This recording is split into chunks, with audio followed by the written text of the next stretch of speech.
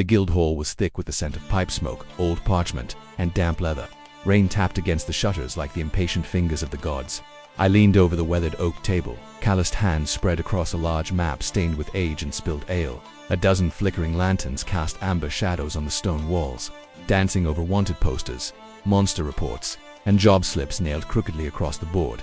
Lyra stood beside me, silent as ever, her emerald eyes fixed on the notice pinned, with a dagger, a wood elf with unmatched grace. She wore her long bow slung across her back and a short curved blade at her side. Undead sightings in the south, she murmured, brushing a strand of moonlight blonde hair from her face. Third one this month, I said, straightening.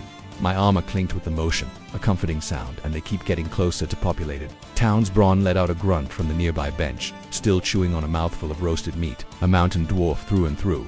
He wore his braided beard like a badge of pride and kept his massive two-handed warhammer leaned against the table. Sounds like a lich, if you ask me. The only thing that reanimates bone after bone without burning through corpses. Miri sipped from her clay mug, perched atop a stool much too tall for a halfling frame. A lightfoot halfling and a devout cleric of Ilara, goddess of dawn. She had a soft voice that belied the strength of her divine magic. If it is a lich, we'll need to move fast. Once it amasses enough bodies, it'll be a tide. The four of us fell into silence, each of us staring at the map. The town of Drelmer, once a sleepy farming village, was now circled in charcoal, a mark used only when the dead walk. The guild steward approached, placing a sealed scroll on the table. Official bounty. High-risk graveyard east of Drelmer is tainted. Locals report Nightwalkers no survivors from the last caravan. I picked up the scroll, broke the wax, and read the fine script. Gold reward. Danger, extreme cause. Unconfirmed. Necromantic surge. We're taking it, I said. No one argued. We departed before dawn, the sky still painted in deep indigo, and the last stars fading. Our boots pressed into the dewless road, and the wind carried the scent of wet leaves and distant ash. Every step toward Drelmer felt heavier, not from the weight of our gear but the shadow looming over the mission. The path twisted through forests draped in early mist. No birds sang. Even the squirrels seemed to hide from the road. We marched in silence. Lyra led the way, ever alert. Her eyes scanned every thicket and treetop, one hand on her bow, the other occasionally brushing the fletching of her arrows. Braun kept to the middle, heavy steps shaking the brush, humming dwarven hymns of war beneath his breath. Miri was at the rear, her staff a steady metronome against the path, murmuring soft prayers to Ilara to keep us unseen. By midday, we reached a clearing, the trees arching over like the ribs of a giant beast. That's when we heard them grunts, snarls, the snapping of branches, goblins, a scouting pack. They burst from the undergrowth with crude weapons and wild shrieks. I raised my shield just in time to deflect a rusted blade. Steel rang against steel as I counted, cleaving through the goblin's side. Lyra's arrows flew with precision, filling two before they reached the line. Braun roared and smashed through another with his warhammer, splattering moss with green blood. Miri conjured a flare of divine light, blinding one goblin long enough for me to run it through. The rest broke and scattered. We gave no chase. The skirmish was short, but the message was clear. This forest was being watched, and we were not welcome. By evening, golden light poured through the trees like molten glass. We stumbled upon a glade untouched by rot or shadow. In the center, a dryad danced, her amber hair swirling with the wind, her steps in rhythm with the rustling leaves. None of us dared move. We watched in silence as she twirled, radiant, ephemeral, like the forest itself exhaled life through her. Then, just as suddenly, she vanished between the trees. We resumed our march. The warmth of her presence lingered behind us like a faint ward against the dark to come. We reached the edge of the graveyard under a pale moon. Fog rolled low across the broken stones, and dead trees reached upward like black claws. The once hallowed place was now overrun with silence, not peace, something hollow and waiting. Crumbling walls surrounded the burial ground, flanked by leaning statues of forgotten saints. Rot had sunk into every inch. At the gate, two figures stood, sentinel skeletal warriors clad in rusted plate, eyes glowing with sickly blue fire. We moved quickly. Lyra circled wide under the shadow of the mausoleums, finding her angle. I crept ahead with Braun, shield raised, sword ready. Miri stood behind a tree, already whispering a prayer. Braun struck first. His warhammer shattered one skeleton's chest in a thunderous arc. The second turned, raising its chipped blade. But I was already there. My shield slammed into it, staggering it long enough for Lyra's arrow to split its skull. They fell into pieces, clattering among bone and stone. But it was not over. More stirred in the mist.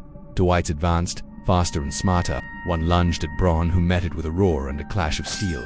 The other slipped past me and slashed at Miri. She barely raised her staff in time. I turned back, shield forward, intercepting a second strike. My sword met the creature's ribcage, its blade bit into my shoulder. Pain flared, but Miri's hand glowed with healing light. She pressed it to my back as I struck again, cleaving through bone and shadow alike. Bron's hammer crushed his foe into dust, but he staggered, blood on his brow, armor dented. Miri rushed to him, whispering divine words. His wounds closed slowly, but his pride remained untouched. The gates now lay unguarded. We pushed them open, the creaking iron echoing into the dark. We would not enter the crypts tonight. The dead had stirred too eagerly, and we needed rest. Behind us, the road was cold. Before us, a deeper chill awaited. We withdrew into the wild, and set camp by the tree line. Tomorrow, we would go beneath. We made camp in a shallow dip of earth just past the graveyard, beneath a weather-beaten willow that swayed despite the still air. The sky was cloudless, moonlight silvering our armor and the surrounding brush. The distant crypts loomed behind us, quiet for now. But that silence pressed on the back of my neck like a blade. Bron built the fire with practiced ease, striking spark into dry moss and feeding it with split branches. The warmth pushed back the night's cold fingers. Our weapons lay nearby, within easy reach. Lyra sat opposite me, eyes reflecting flame, bow across her knees. They were organized. Those wights weren't wandering, they were guarding. I nodded. The Lich likely senses intrusion. Every step closer draws its gaze. Miri stirred the stew pot hanging over the fire. She'd brewed a thin broth of mushrooms, roots, and trail ration scraps. We should assume the entire upper level of the catacombs is defended. Traps, spirits, maybe even summons. Bron took a swig from his water skin, scowling. Let me go first. I'll draw their fire. You lot pick. I'm off. We need to preserve our strength, I said. No charging until we know what's ahead. I'll take front, shield up. Lyra covers the back line. Miri stays behind me. Bron, you sweep left when we're engaged. The dwarf grunted, not quite agreement, but not resistance either. Lyra laid out several vials beside her, oils for the bowstring, enchanted thorns, and a small flask of liquid fire. If we find the phylactery, we destroy it on sight. I nodded slowly. If we don't, the Lich will come back, no matter how hard we strike. Miri's gaze lifted to the dark sky. I'll save one final blessing for your weapons, if it gets that. Fire looked Around the circle worn, silent, but ready. No more words were needed. We slept in shifts. Lyra took first watch, eyes scanning the shadows. I closed my eyes to the sound of the fire crackling and the whispering wind. Tomorrow we'd go underground. Dawn broke behind a veil of grey mist. We left the shelter of the willow and returned to the graveyard gates. The crypt door groaned beneath Bron's strength as he pulled it open, revealing a narrow staircase spiraling downward into choking blackness. We descended in silence. Torchlight danced against damp stone. The air grew colder with every step, and with it came the smell mildew rot and the coppery sting of dried blood. Carvings lined the walls, saints with hollow eyes, warriors with swords raised in triumph, all worn smooth by time and touch. The corridor widened. Miri's staff pulsed with faint light, pushing back shadows. Lyra moved ahead, scanning with hunter's eyes. Bron and I kept to the center, shields ready, listening for the scrape of bone or breath that didn't belong. We passed crypt after crypt, most sealed, some broken open, bones spilled across stone tiles. Signs of prior skirmishes were everywhere. Marks, broken blades, burned symbols. Then came the ambush. The corridor suddenly lit with robotic flame. From alcoves and hidden hollows, the dead surged ghouls with jagged claws, skeletons with rusted scimitars, armored revenants with glowing eyes, and a towering bone brute wielding a rusted flail. Hold the line, I roared. They hit us in a wave. My shield hit the first strike. Sparks flew as I countered, sword biting through rib and rotted sinew. Another ghoul sprang from the ceiling eye, ducked and drove my blade through its belly, twisting hard. To my left, Bron smashed through 3 skeletons with a single wild swing, then met a revenant's blade in a shrieking clash of steel. Lyra dropped back, launching arrow after arrow, some tipped with fire, others with blessed oil. Each shot found its mark, some pinning skulls to stone walls, others exploding with radiant bursts that tore bone apart. Miri planted her staff into the floor, light spilling from its crystal tip. Sacred wards rippled outward, searing the closest. Enemies yet, the undead kept coming. Bron bellowed as a revenant's sword pierced his shoulder. He grabbed the thing by the helm and headbutted it until it collapsed. Blood ran down his arm, but he fought harder. A ghoul latched onto my shield arm. Its claws scraped against my helmet, shrieking inches from my ear. I jammed the edge of my shield into its face, then crushed its spine against the wall. Bones snapped. Another swung at my side. I twisted, blocked with the shield, then hacked low, severing its leg. A skeleton with a glowing war axe broke past Lyra's line. Miri barely ducked in time. She raised her hammer and smashed its ribcage apart with a desperate swing. The bones burst apart, but she collapsed to one knee, gasping. The brute charged, towering and fast. It barreled down the corridor, flail swinging. In molten arcs, it struck the floor where I had stood seconds before, shattering flagstones and tossing dust into the air.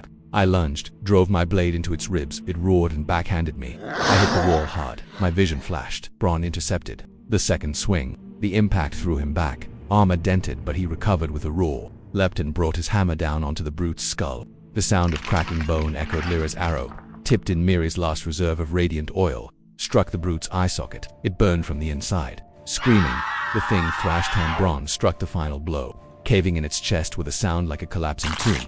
When the dust settled, we stood among shattered bone and blood. 20 bodies lay broken, scorched, or smashed. Every limb ached, my arms trembled. I checked Lyra's scratches and bruises only. Miri drained, leaning on her staff, but breathing. Braun smiling through blood, one eye nearly swollen shut. We pushed deeper. Statues gave way to warped doors. The walls pulsed with foul energy, and somewhere ahead, I could feel it, the source. The heart of this foul maze. The lair of the Lich awaited. We found the final door sealed by a circle of runes etched in black flame. Miri stepped forward, chanting under her breath. Her voice echoed strangely in the still air, and one by one, the runes dimmed. The door groaned open, revealing a vast, sunken hall carved from ancient stone. At the center stood the Lich. It wore the tattered robes of a long-dead king, its skull crowned with iron thorns. Blue fire burned in its eye sockets, and every word it spoke scraped across our minds. So the sheep wander into the pit. It raised its hand. Darkness surged. Spikes of bone burst from the ground.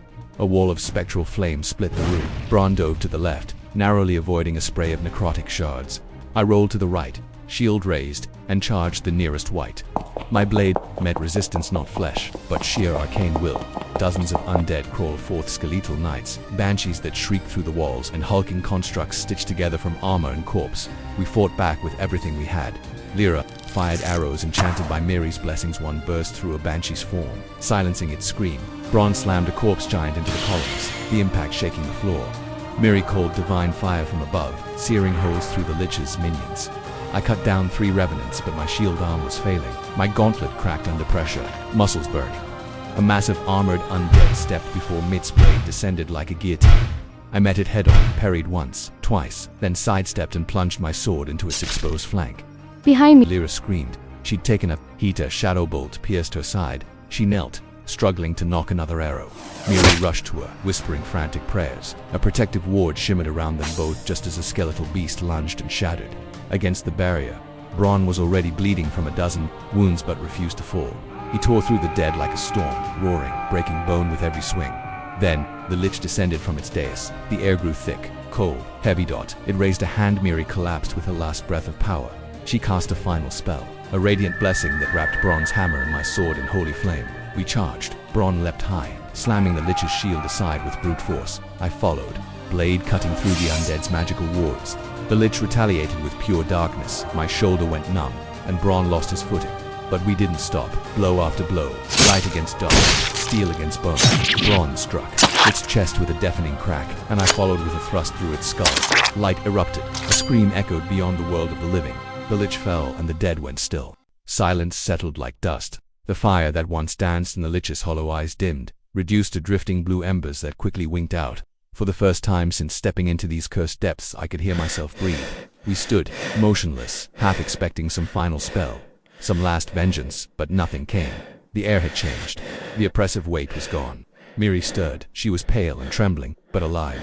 Her staff was cracked, and her robes were scorched from the backlash of her final spell. Lyra clutched her side where the bolt had struck, but her eyes were clear, and her bow still in hand. Braun leaned against the shattered throne, bloodied, grinning. I think I broke a rib. He muttered. Or 6. I helped him upright. He nearly crushed my arm in thanks. We moved slowly through the aftermath. Bones lay scattered like leaves after a storm. The magical pulse that once animated them had faded. The corpse of the Lich remained atop its dais, robes tattered and brittle. Its phylactery, a jagged black gem, shattered into dust. Miri confirmed what we hoped. The soul within was utterly destroyed. No return, no resurrection. We collected what we could: maps, enchanted scrolls, rings left untouched by the decay. Not treasure, but knowledge. Proof of what we faced.